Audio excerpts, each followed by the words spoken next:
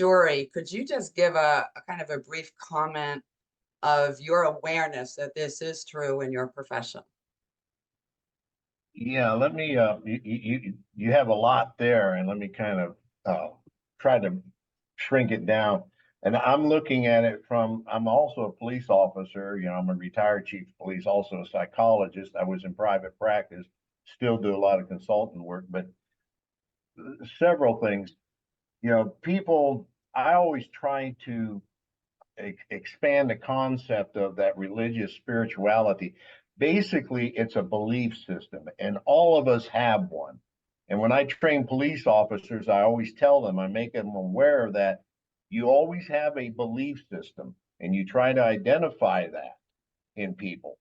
What do they believe? What don't they believe? How they believe is getting more in depth, but you want to understand what they believe and what they don't believe.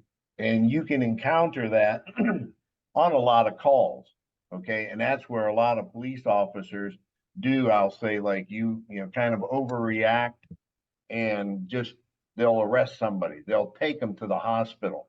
And that comes from not knowing, just like you say, awareness. And over my 50 years in law enforcement, I've seen our profession become more aware, and we're really in the stages now of being aware of a lot of things that we weren't aware of. I tell people, I remember in Florida when wives were chattel, they were property. A man could beat his wife up, my officers respond, and the husband could say, "Get off my property," and we had to leave. Okay. And I see through the awareness, we've changed that, but it's taken us 20, 30 years to do that. The same way I've seen with mental health issues. And we're making them more aware of it. In fact, we have, Florida Department of Law Enforcement, that's what certifies officers. And we have mandatory training that we have to go through every 4 years, 2 years, things like that. And I just went through some, and they have a 4-hour mental health awareness. And I could see that this fits into that. So we're making, Yes. officers aware.